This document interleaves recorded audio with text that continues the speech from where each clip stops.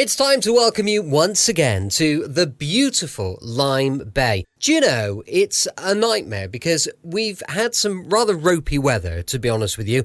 Saturday night, the rain was torrential and we've had some dodgy weather since. However, today I look out, sun shining, we've got blue sky. It's still cold, I won't lie. It is still a bit on the chilly side. However, it is lovely and it's very picturesque across Lyme Bay today. We've been quite busy. We took a little trip to Lyme Regis, which is about, 20 minutes probably, from a 20-minute drive from where we are. And Lyme Regis is lovely. My kids love Lyme Regis. And we popped over there and we had crepes, which was very tasty. We had a few crepes for tea. Now then, let's get on with it. What am I? I'm waffling on as I always do. Welcome to another episode of Brett's Old Time Radio Show right here in beautiful Lyme Bay. Thank you for joining me once again for our regular late night visit to those dusty studio archives of old time radio shows right here at my home on the south coast of the United Kingdom. I'm Brett. I'm your host for our nighttime podcast and welcome to another episode.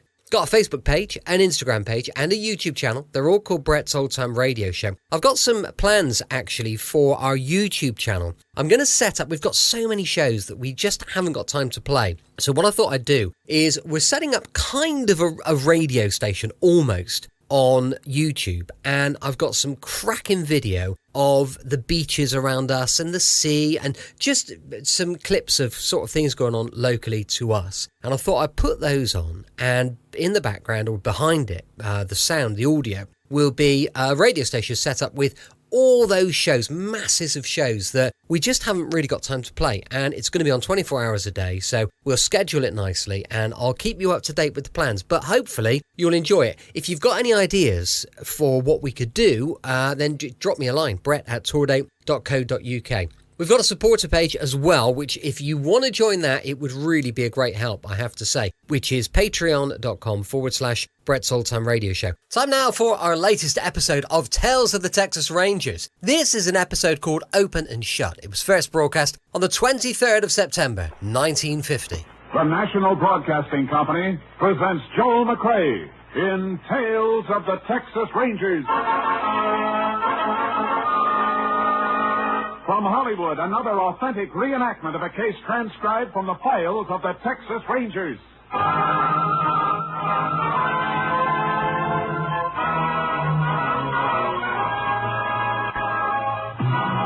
Tales of the Texas Rangers, starring Joel McCrea as Ranger Jace Pearson. Texas, more than 260,000 square miles, and 50 men who make up the most famous and oldest law enforcement body in North America.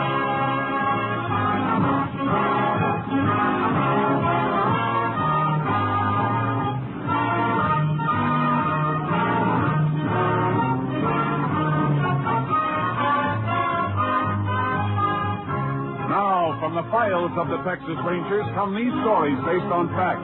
Only names, dates, and places are fictitious for obvious reasons. The events themselves are a matter of record.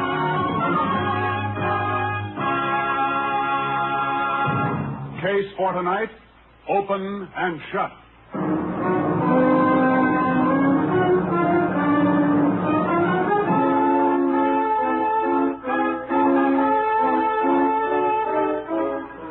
It is 1:37 a.m., September 9th, 1945. John Meston, a wealthy rancher, is awakened by the sound of a speeding car screeching to a stop on the driveway outside his house. Seconds later, he jumps out of bed and reaches for a robe as the downstairs door opens. His daughter, Connie, comes up the stairs screaming hysterically. Connie, baby. What is it? What's the matter? Oh, Daddy, Bob. He's dead. Bob, dead? What happened to him? Connie, get hold of yourself. What happened? I'm frightened, Daddy. I'm frightened. There was a man with a bandana over his face. Where, Connie? Where? The old cattle road leads to the ranch. We were parked there. Oh, it was terrible. Here, sit down. Sit down while I call the sheriff. You better have a doctor. Get something for your nerves. He tried to hold himself. Quiet now. Bob had his gun in the car. They followed me. Operator, Get me Sheriff Sykes. I want to report a murder.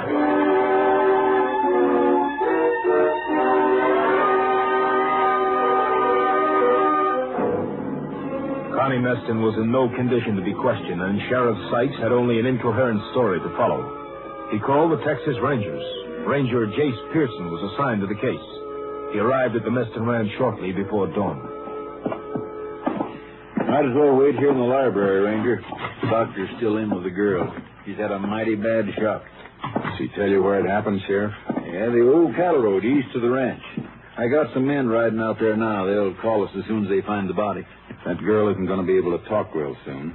We better get out with your men. Oh, here's the girl's father. Sorry to keep you waiting, Sheriff. How are you, Mr. Meston? Glad you got here, Ranger. Can we talk to your daughter now, Mr. Meston? I'm afraid not. Doctor's put her to sleep. Says she must have absolute rest for a few hours. There's no point in our waiting then, Sheriff. We can come back later. I'm sorry, but that'd be best. I'll walk out with you. What's the best way to get to that cattle road? Drive into town, then around the highway. Be shorter to cut across the ranch on horses. You got yours in your trailer. Maybe Mr. Meston will lend me one. Take your pick of the stable, Sheriff.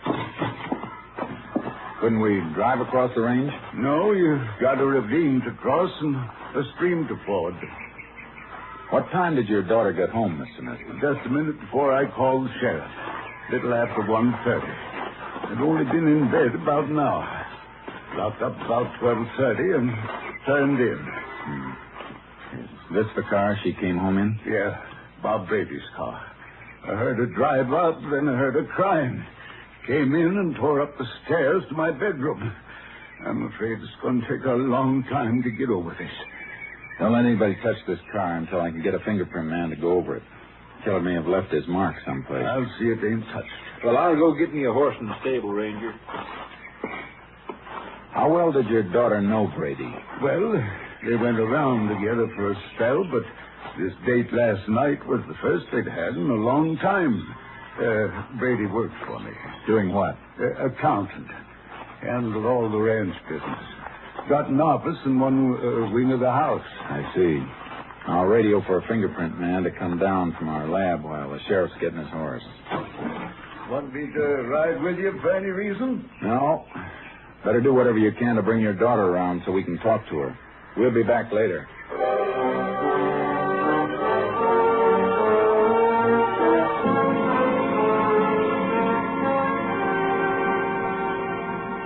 I made my radio call, and then Sheriff Sykes and I cut across the ranch to the old road.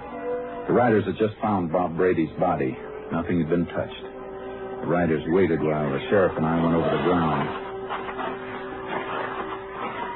Standing right beside the car when he was killed. The car tracks are heaviest here where it was parked. Yeah.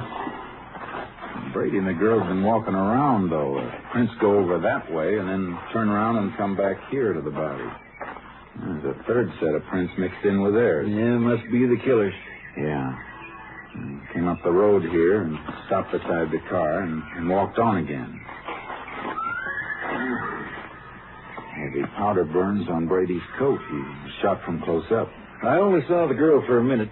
Couldn't make much out of what she was saying, but I think Brady was killed with his own gun. How come? Carried an automatic in the glove compartment of his car. He toted quite a bit of the ranch's cash on him sometimes. It's funny the killer didn't use his own gun, unless he didn't have one. Well, the girl said Brady tried to get his gun from the car. The fellow took the gun away from Brady and killed him. So I guess he couldn't have had a gun of his own. It doesn't make sense. He was taking a mighty big chance, staging a holdup if he wasn't armed. Although I guess it was robbery, all right. Brady doesn't seem to have a cent on him. No wallet, no wristwatch, nothing. Yeah, no doubt about the motive. Well, I guess I better have the body moved into town. Deputy can notify Brady's mother. Yeah. I'd better order an autopsy report.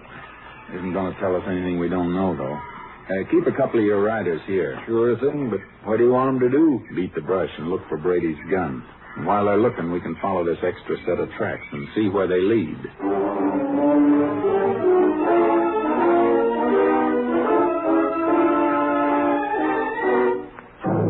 I expected to follow the marks of a man who didn't want to be followed.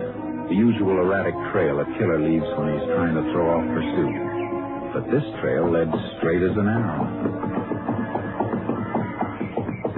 Hey, whoever he is, he sure didn't cover his tracks very well. No, unless he's headed for some spot where he knows his trail will be lost. Wait a minute. Oh, boy. What is it? Trouble may start here. Yeah, turned off the road into the fields. The ground's worn that way, though. It's a path that's been used before. Come on.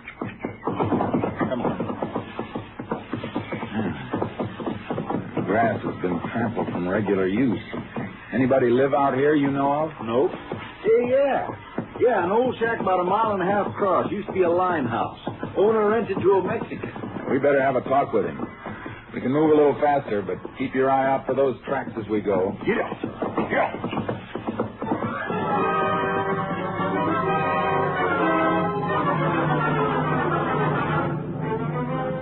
We reached the shack, and the earth around it were the boot prints of a man. They matched the ones we'd been following. He's in there, all right, Ranger. Yeah. He may still have that gun with him. He was up late. Could still be asleep. Come on. We'll see. There he is. Still in bed. Quiet. Take a look at these boots. Right beside his bunk. Bent nail in the heel of one of them. Yeah, the mark we've been following, all right. He's our boy. All right, you. Wake up. Who's that? Come on, get up. Chris, what have I done? Why'd you come here? What's your name? Jose Morales, senor. Where were you last night? What? I walked into town. Anybody see you there? Sí, senor. The man in the package store. I stopped there to buy a bottle of wine. There's the bottle on the table. What time did you leave town, Morales? It was almost midnight, I think. And you walked home, too? Sí, senor, sí. But why do you ask me all these questions? I don't know. How long does it take you to walk back here? Hour, maybe more. I don't have a watch, senor. Are you sure you don't have a watch now? Sí, I never owned one. How about a gun? I don't have a gun. How did you come when you came home? Well, I don't remember, senor. I just walked. Well, you better remember. You came up the cattle road. We followed your boot tracks. Were you alone all the time? Sí, alone. You didn't see a car parked on the cattle road? Sí, senor, sí. There is man and girl there. They will remember that they see me there. What's that? Hold it, Sheriff. Go ahead, Morales.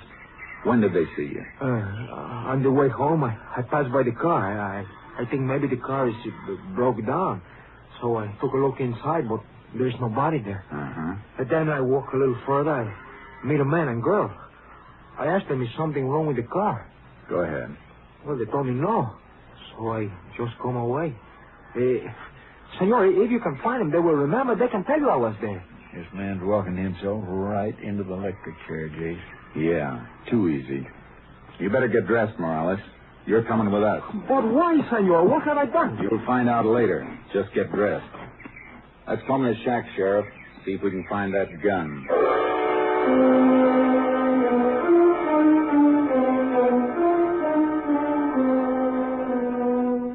We didn't find the gun or anything else that might have been taken from Brady. And the sheriff's riders drew a blank, too.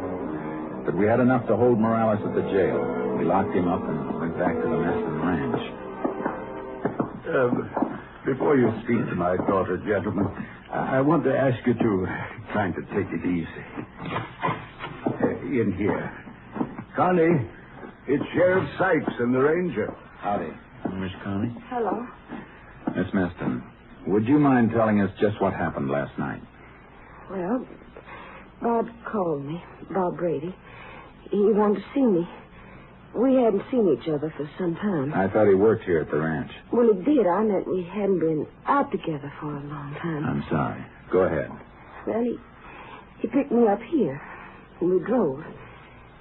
Then we parked up the cattle road. Lots of young folks parked there on and off, Ranger. It's sort of a lover's lane. We'd been there quite a while talking. See, Bob was going to be married next month to a girl named Mildred Peterson. She's a school teacher, Ranger. I see. Go ahead, Miss Meston. Well, he asked me if I wouldn't change my mind and make up with him before he got married, and it was too late. Mm-hmm.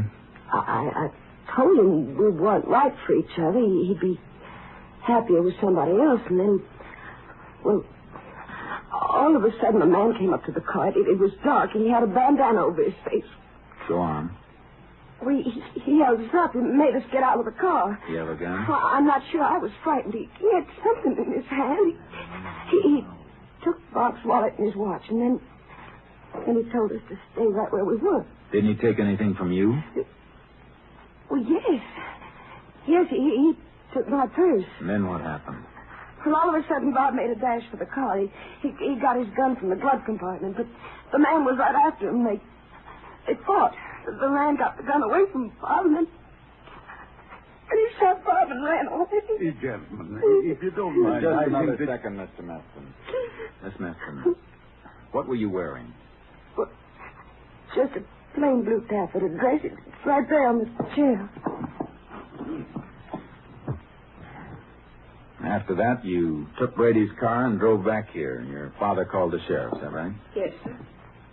Driving back from there, you had to come through town. Why didn't you stop and get to a phone? I was frightened. I couldn't think. I wanted to get home. You should be able to understand that, Ranger. After all, Sure, Mr. Meston. Just checking.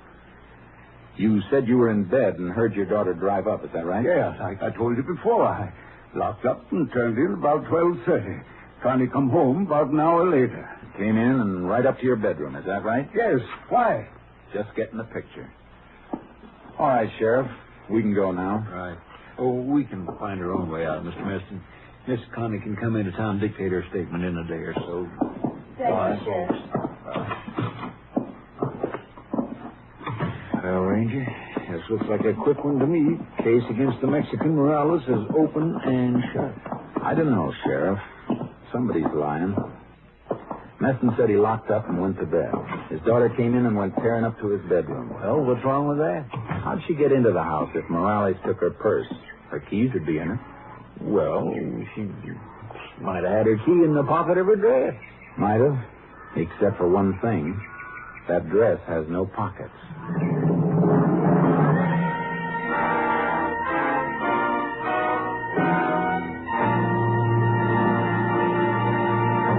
In just a moment, we will continue with Tales of the Texas Rangers, starring Joel McClay as Ranger Jace Pearson. This month, the National Broadcasting Company celebrates 25 years of bringing you the best radio programs. 7 days a week, you can depend upon NBC for music, drama, comedy, entertainment of every kind, as well as the latest up-to-the-minute news from every corner of the world. When you tune where you hear the familiar NBC chimes, you know you're tuned for the finest in radio listening. We continue now with Tales of the Texas Rangers, and tonight's case, Open and Shut, an authentic story from the files of the Texas Rangers.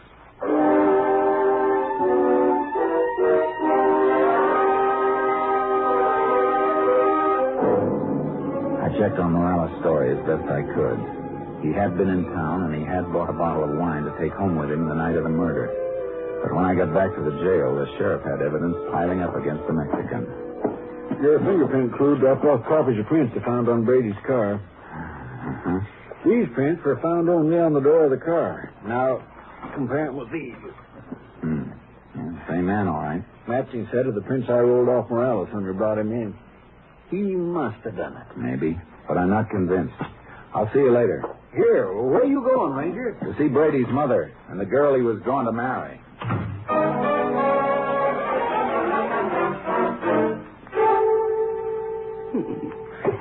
The only boy I had left.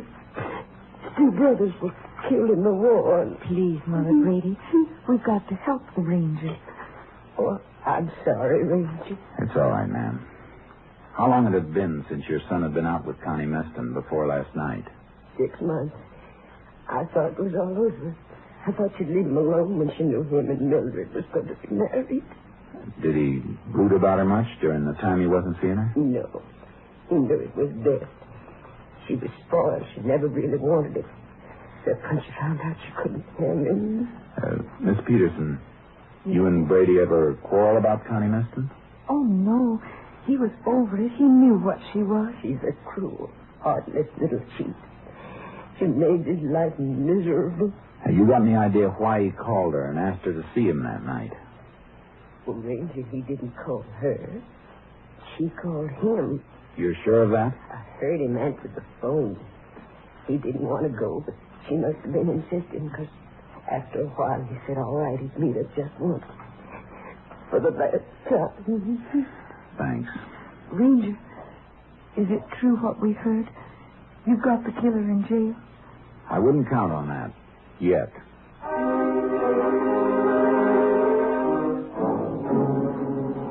I went back to the jail and questioned Morales again. He was frightened, but his story never moved an inch from what he told us the first time. Then I saw the sheriff. I spoke to District Attorney, Jace. He thinks we got enough to take to grand jury for an indictment. Give me one of the mug shots you took of Morales when you brought him in. Sure. Here's the picture. Thanks. I want Connie Meston to look at it and see if she can identify Morales. For she said the man who stuck him up had a bandana over his face. She said a lot of things, Sheriff. Brady struggled with the man who killed him. Morales carried a bottle of wine from town to his shack. We checked that. If he had a struggle with anyone, how come he didn't drop the bottle and break it?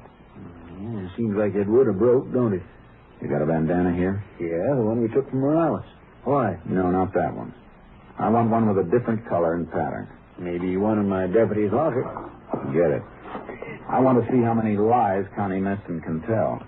I won't be satisfied with the case against Morales until we find Brady's gun and the things that were supposed to be stolen.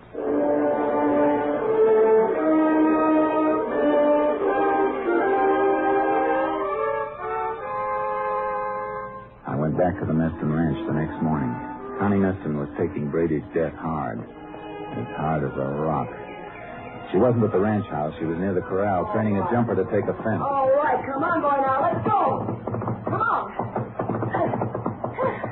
Oh. Now. Back again. Come on. Come on. Come on, I said. Well, I'll teach you to balk. When I want you to jump, you'll jump. Come on. Take it easy with that horse. Oh. Ranger. I didn't see you coming. Glad to see you've recovered from your shock. Well, I had to find something to occupy my mind. Thought I'd work my horses. Got 'em entered in the show at El Paso next Sunday. It'd be nice if the horse lives that long, the way you use that whip. It happens to be my horse. Now, what do you want, anyway? A little information. We may have the man who killed Brady. Oh, yeah, I heard. The Mexican Morales? News gets around. Here's a picture of him. Is he the man? Well, he could be. He looks like the one. What do you recognize? That scar on his chin? Yeah. Well, no. I mean, no.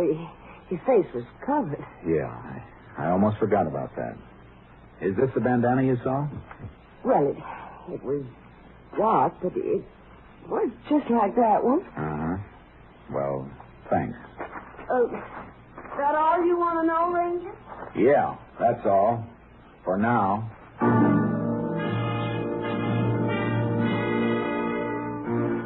I saw Connie Meston's father as I was leaving the ranch. He seemed pale and shaky seeing me there. I was certain that Connie Meston was lying all the way. The sheriff dropped a bombshell in my lap when I got back to the jail. He was running for his car when I drove up. Hey, Sheriff! Sheriff, where you going? Oh, I'm glad you got here. I was just heading for Morales' place. You want to come along, I reckon. Why? What's out there? I think we're going to find the gun and the stuff he stole. Look, here. Just got this in the mail. It was posted last night in the Mexican section. The note was printed in Spanish on yellow paper. It said, "Look in cattle tank near Morales' house." That was all. Reckon Morales trusted a friend who decided to double-cross him? We better get out there.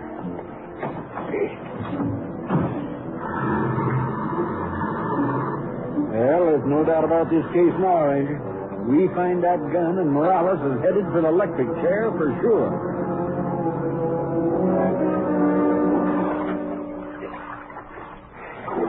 Hey, here's something else. What'd you find? The watch. Brady's wristwatch. Good. Well, this is all of it. Come on, let's get out of this water. Sure.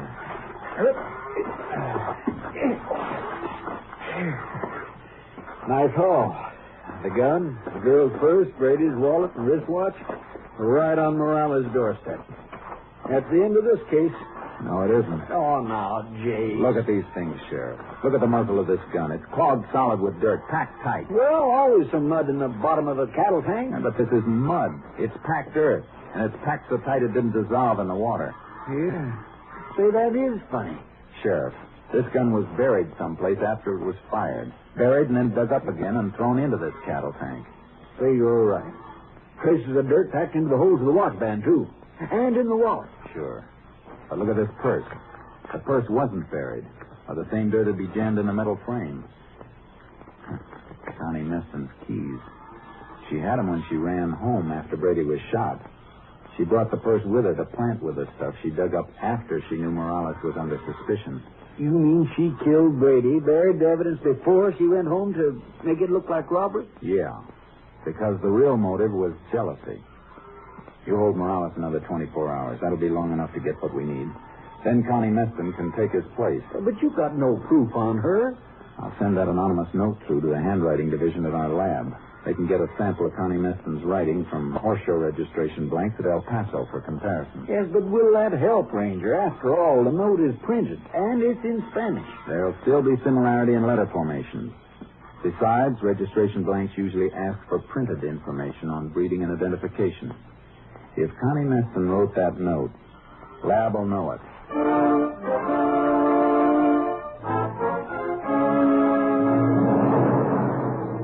It checked.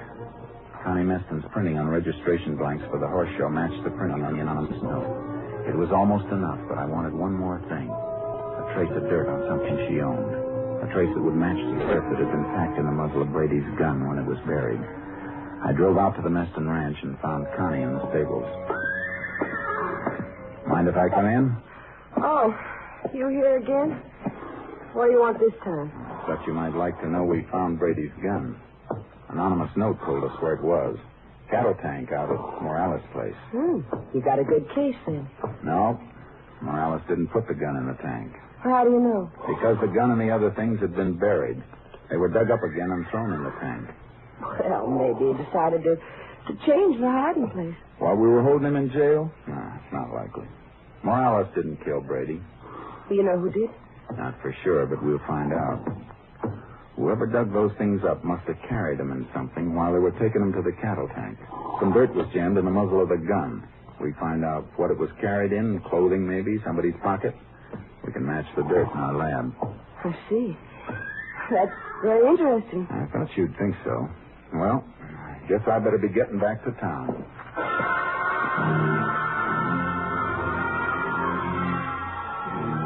I drove away from the ranch and parked behind some trees that gave me a view of the stable. A minute after I left her, Connie Meston came out, riding like the wind.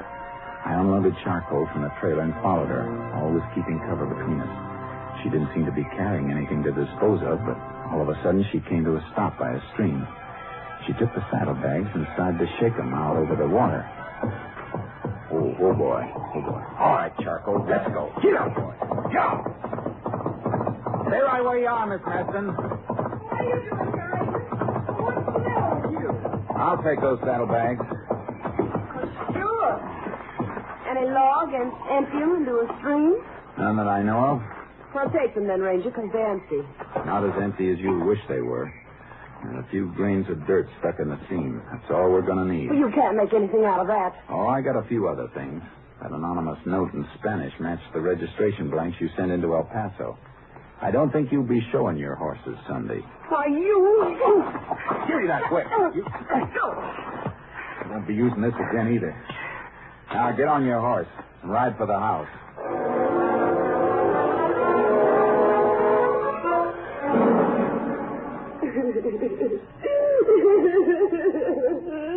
taking her in, Mr. Meston.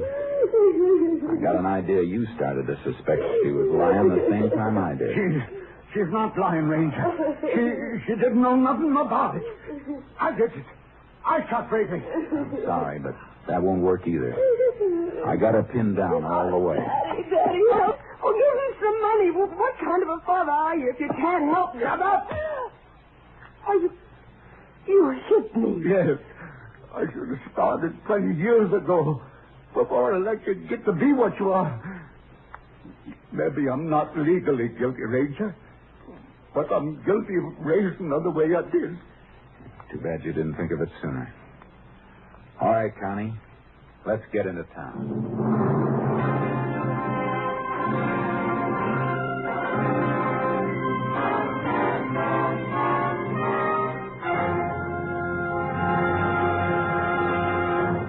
Connie Meston's trial was spotted with hysterics that failed to convince the court, although she maintained she was innocent in the face of overwhelming evidence against her. Then, as the trial neared a close, she changed her plea to guilty, and in an effort to avoid a death sentence, she confessed. She was sentenced to the women's prison at Huntsville for 50 years. Next week, Joel McRae in another authentic reenactment of a case from the files of the Texas Rangers.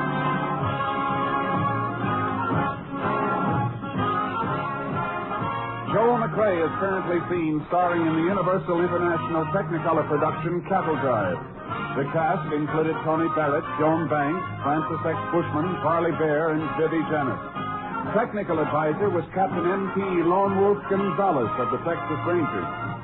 This story was transcribed and adapted by Joel Murcott, and the program was produced and directed by Stacy Keach. Hal Gibney speaking. It's the Silver Jubilee on NBC.